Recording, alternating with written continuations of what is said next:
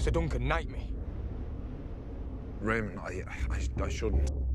What does it mean to be a knight, especially in a world which makes the values of knighthood very difficult to uphold?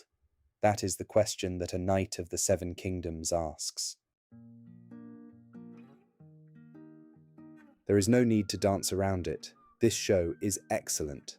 From every line of dialogue ripped straight from the page alongside its near-perfect casting, this show captures the texture of George R.R. Martin's world with a precision we haven't seen in years. The cast and crew appeared passionately determined to create a faithful adaptation of the original novella, and in doing so, they have already allowed this series to join the ranks of peak Game of Thrones. The Song of Ice and Fire fandom has had it rough over the past 10 years, from the absolute disaster of Season 8 to the confusing drop-off in quality of House of the Dragon, and of course the painful acceptance that The Winds of Winter is never coming out. But with this show, the passion that this series used to generate seems to have been sparked again. I think mainly due to the dramatic shift in scale and tone this story has, compared to what we got before. After 10 seasons of television focused on the wider politics of Westeros, I and many viewers seem to find this smaller, more intimate story a welcome change. A story about a hedge knight and his squire wanting to make their way in the world. While there is much to be discussed about Dunk himself, today I would like to talk about my favourite character in both the novella and the show.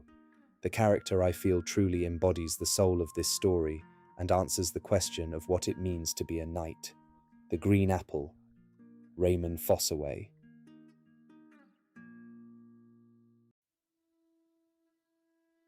We are introduced to Raymon in episode 1, seen sparring with his older cousin Stefan. As he is only a squire, he is an inferior fighter, just barely able to hold his own. He even refers to himself as not being ripe yet, after taking insults from his cousin. Stefan represents the red apple, ripe, polished, and by all appearance a true knight.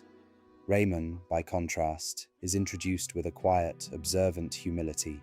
He immediately takes a liking to Dunk and follows him as he wanders around the encampment, leading him into the Baratheon tent for some food.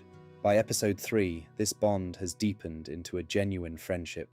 Raymon encounters Dunk and invites him back to the Fossoway Pavilion for cider, creating a rare moment of levity amidst the mounting tension of the tourney. Their conversation over drinks is interrupted when Egg bursts in, frantic with the news that Prince Aerion is assaulting Tansel the puppeteer. Raymon immediately follows him, despite not even knowing what trouble he might be getting into.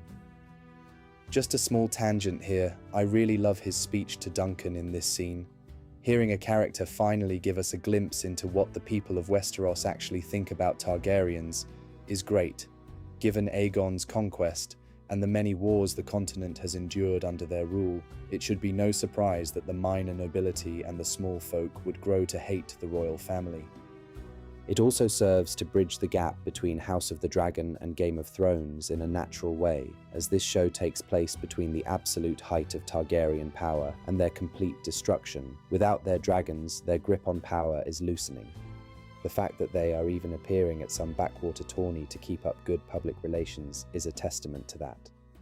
Also, Raymon in this scene is totally channeling serious Bobby B energy. Tangent over. Now we get to the most pivotal moment in his story, episode 4. The episode opens in the somber dawn of Ashford Meadow. Following the advice of Prince Baelor, Dunk requests a trial by combat, but Aerion counters by demanding a trial of 7. It is a calculated move by the prince to avoid a fair fight altogether. He knows Dunk is faced with the impossible task, to find 6 champions to fight for him. After wandering the encampments in a haze of defeat, the near certainty of his impending death looming over him, Dunk returns to his elm tree, alone in the rain. However, he is greeted by Raymon, who has quietly tended to Dunk's horses in his absence. Raymon brings him back to the Fossoway Pavilion, where after a brief conversation about the situation, Stefan offers to be Dunk's first champion. We see Raymon next on the Tourney grounds, fulfilling his duties as Stefan's squire. With the 4 champions Egg managed to recruit, Dunk's odds of survival have risen drastically. But just as quickly as his fortunes rise, they are dashed mere minutes before the trial is set to commence. As Raymon begins to arm his cousin, the true rot is revealed. Stefan shows his true colors. He has been bribed by Prince Arian to switch sides in return for a lordship. This betrayal leaves Dunk short of 2 champions, a deficit that would legally prevent the trial from moving forward and lead to an automatic death sentence. And what does Raymon do? He immediately asks Duncan to knight him, despite the fact that he is only a squire, unproven in battle, and unlikely to best his cousin, let alone 3 knights of the King's Guard or the royal princes. Yet he does it anyway, despite the almost certainty of death. He does it not for the glory or the honor of being a knight, but because Dunk needs help. When he is knighted by Lionel Baratheon, it is in the mud of the battlegrounds, not in the splendor of a high lord's hall or in a grand sept. He does not seek the honor of knighthood for glory or status. He asks for it because it's the right thing to do.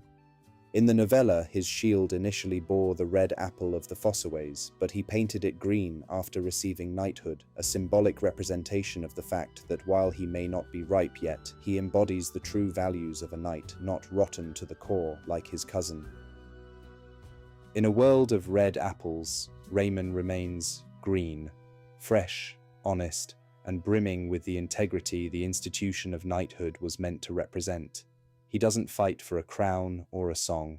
He fights for a righteous cause, and for a true knight, that is the only justification needed.